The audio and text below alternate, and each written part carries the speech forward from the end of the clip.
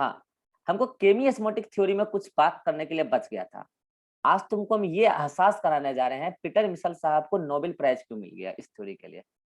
और पता आज दिन तक तुम ये बात मतलब कि तुमको कोई नहीं बताया गया बात। हाँ, ये बात नहीं मतलब बोल रहे हैं कि उनको नोबेल प्राइज क्यों मिला। नोबेल प्राइज मिलने के पीछे का जो कारण है वो बायोलॉजी का एक फैक्ट है, और वो इतना बड़ा फैक्ट है कि आज तक तुम रटते आए हो उसको। और बताते हैं क्या रटते आओ, बता रहे तुम आज दिन तक रटते ये आए हो कि कोई भी दुनिया में एक्टिव प्रोसेस होता है, दुनिया में कोई भी एक्टिव प्रोसेस होता है तो उस एक्टिव प्रोसेस में एटीपी कंज्यूम होता है। बोलो आज दिन तक रटते आए कि नहीं रटते आए हो? एटीपी कंज्यूम होता यस है। सर। यस बचपन से रटे हो, मतलब जब से बायोलॉजी पढ़ रहे हो तब से। और इवन मैं ये कह रहा हूँ कि इसमें जो बच्चे आकाश में पढ़ लिए हैं, पताल में पढ़ लिए हैं, मतलब पता नहीं एलन फैलन में भी पढ़ लिए हैं, उन बच्चे को भी ये नहीं पता है वाई। वाई। और पता है तुम्हें, इसी बात का जवाब दिया है पीटर मिशेल साहब ने, और इसी थ्योरी में दिया है इस बात का जवाब। ये थ्योरी भी कंप्लीट नहीं हुआ है। उनको नोबेल प्राइज इसलिए नहीं मिलेगा कि कमी ऑस्मोसिस को समझा दिए। उनको नोबेल प्राइज मिला है इस बात का जवाब के लिए, और ये बहुत बड़ी बात है। ऐसे नोबेल प्राइज थोड़ी मिल जाता है किसी को। अब समझो क्या है। पहले केमियोस्मोटिक थ्योरी में अभी तक हमने क्या पढ़ा है, उस थ्योरी का कंक्लूजन निकाल के हम एक फाइनल स्टेटमेंट क्या दे सकते हैं। हम कह सकते हैं केमियोस्मोटिक थ्योरी के अकॉर्डिंग फ्री इलेक्ट्रॉन का फ्री एनर्जी, फ्री इलेक्ट्रॉन का फ्री एनर्जी क्रिएट करता है प्रोटॉन ग्रेडियंट, प्रोटॉन ग्रेडियंट, और ये प्रोटॉन ग्रेडियंट क्रिएट करता है पोटेंशियल, और पोटेंशियल क्रिएट करता है पीएमएफ, और पीएमएफ से हो जाता है केमियोस्मोसिस, पीएमएफ से केमियोस्मोसिस। लेकिन ये केमियोस्मोटिक थ्योरी का ये पूरा स्टेटमेंट है। Free electron creates proton gradient which creates potential, potential creates PMF and PMF is used in work done. ये है थ्योरी का theme, used in work done. हाँ, ये सच बात है, जब एटीपी सिंथेसिस होगा तो उस दौरान केमियोस्मोसिस इस वर्क डन। केमियोस्मोसिस से क्या होगा? वर्क डन, एटीपी सिंथेसिस होगा। मतलब केमियोस्मोसिस होगा और उसकी वजह से क्या होगा? एटीपी का सिंथेसिस होगा। यह एक फैक्ट है। लेकिन पीटर मिशेल साहब ये एटीपी सिंथेसिस के सिर्फ प्रोसेस को नहीं एक्सप्लेन किए हैं, वो एटीपी के ब्रेक डाउन को भी एक्सप्लेन किए हैं। इसी बात के लिए तो उनको नोबेल प्राइज मिल गया है। वो क्या? आइए हम आपको समझाते हैं। देखिए, अब हम उल्टा जाएंगे, हम क्या कह रहे हैं कि फ्री इलेक्ट्रॉन है तो उसका फ्री एनर्जी है, तो प्रोटॉन ग्रेडियंट है, प्रोटॉन ग्रेडियंट है तो पोटेंशियल है, पोटेंशियल है तो पीएमएफ है, पीएमएफ है तो वर्क डन है। अब हम क्या कहने जा रहे हैं कि active process is work done. कोई भी एक्टिव प्रोसेस का मतलब क्या होता है? किसी भी पर्टिकुलर सब्सटेंस का movement against the concentration gradient. तो यह एक प्रकार का क्या है? वर्क डन है। अब आ जाओ जल्दी से। वर्क डन के लिए क्या चाहिए? पीएमएफ चाहिए। पीएमएफ कैसे आता है? पोटेंशियल से। पोटेंशियल कैसे आता है? प्रोटॉन ग्रेडियंट से।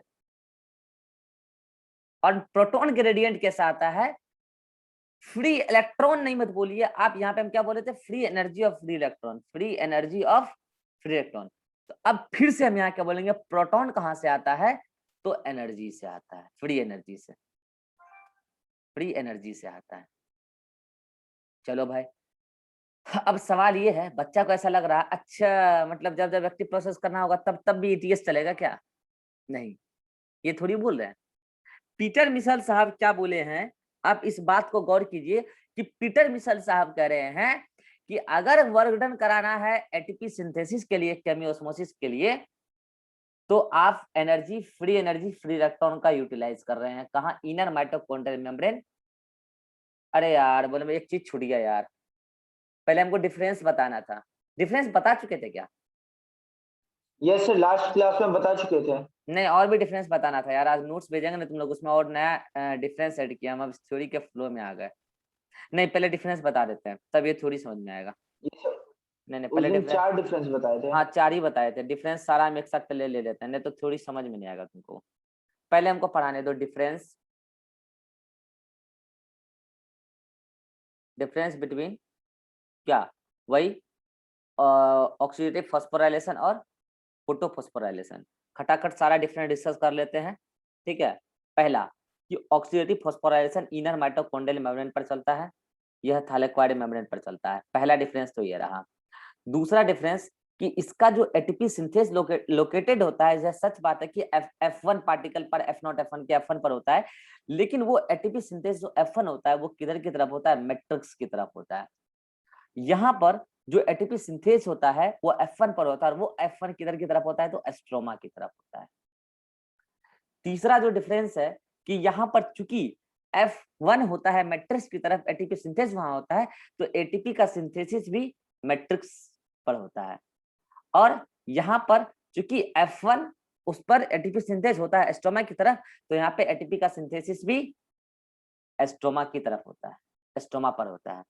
चौथा कि यहाँ पर ऑक्सीडेटिव फॉस्फोराइलेशन के दौरान जो एटीपी सिंथेस एंजाइम के कन्फर्मेशनल चेंज के लिए जो पीएमएफ जनरेट हुआ है, उसके लिए जो फ्री एनर्जी आया है वो फ्री इलेक्ट्रॉन से आया है, और वो फ्री इलेक्ट्रॉन यहाँ पर ऑक्सीडेशन ऑफ ऑर्गेनिक कंपाउंड से आया है, जिससे कि NADH2 और FADH2 बनता है, उसी से आया है।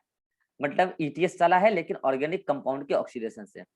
यहाँ पर जो एटीपी सिंथेस में कन्फर्मेशनल चेंज लाया गया एटीपी सिंथेसिस कराने के लिए स्टोमा की तरफ, वो एटीपी सिंथेस में जो कन्फर्मेशन चेंज आया, जो पीएमएफ उसकी वजह, जिस पीएमएफ की वजह से हुआ, वो पीएमएफ जिस पोटेंशियल की वजह से आया है, वो पोटेंशियल जिस फ्री इलेक्ट्रॉन की वजह से आया, वो फ्री इलेक्ट्रॉन वाटर के स्प्लिटिंग की वजह से आया है, और वो वाटर का स्प्लिटिंग लाइट एनर्जी की मदद से हुआ है। पांचवा डिफरेंस, यहाँ जो डेल्टा पीएच बनता है वो delta pH inner mitochondrial membrane के अक्रॉस बनता है ऑक्सीडेटिव में। फोटोफॉस्फोराइलेशन में डेल्टा पीएच जो बनता है वो थालेक्वाइड मेम्ब्रेन के अक्रॉस बनता है। डेल्टा पीएच जो बनता है यहाँ पर मैट्रिक्स की तरफ पीएच होता है 8.5, मतलब कि ज्यादा, और पेरी माइटोकॉन्ड्रियल स्पेस में पीएच कम होता है, मतलब 4.5 के आसपास।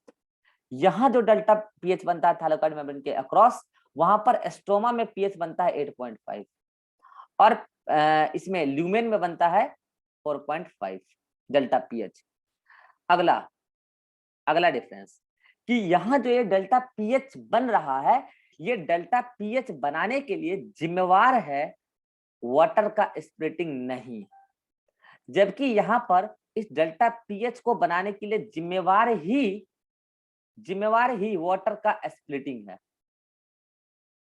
और तो यहाँ अगर वाटर का स्प्लिटिंग जिम्मेवार नहीं है तो क्या है, यहाँ पर जिम्मेवार है free energy of electron by oxidation of organic compound,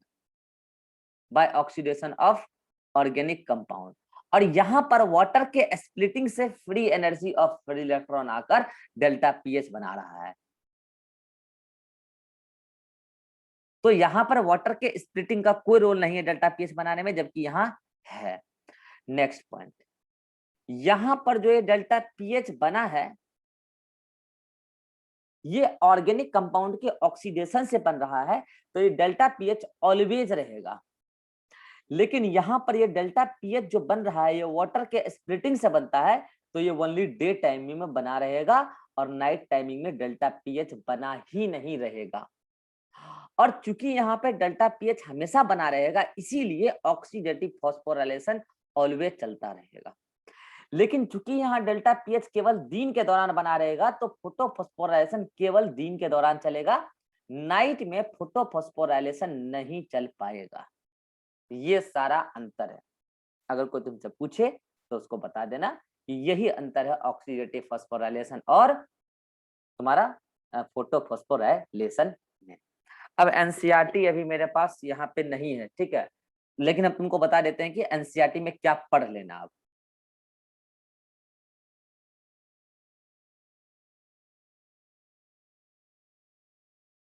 page number exact मुझे याद नहीं, लेकिन मैं टॉपिक का नाम बता दे रहा हूँ, स्क्रीनशॉट ले लेना तो पता चल जाएगा तुमको। एनसीईआरटी में फोटोसिंथेसिस चैप्टर में चैप्टर फोटोसिंथेसिस, और एक चैप्टर है चैप्टर सेल रेस्पिरेशन।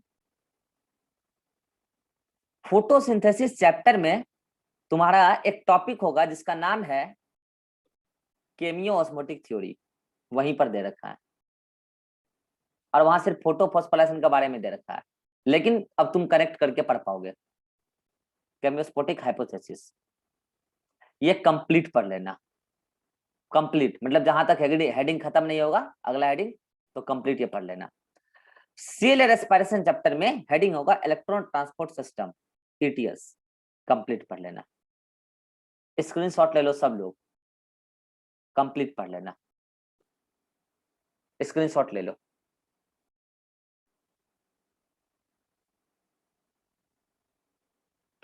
अब ये बताओ, हमको लगातार आगे 40 मिनट बात करना, आधा घंटा एटलीस्ट, मेरे पास समय है ना। अब हम पढ़ाएंगे वो थ्योरी, मतलब कि उसका उल्टा बात। हम ये मीटिंग क्रिएट किए हैं 8:14 में, 20 मिनट निकल चुका है, मेरे पास 20 मिनट है, ठीक है। बस 2 मिनट में नया मीटिंग क्रिएट कर लेते हैं और पढ़ाते हैं तुमको केमियोस्मोटिक थ्योरी का वो बात जो उल्टा है उसका, ठीक है। तो नया मीटिंग ज्वाइन कर लेना।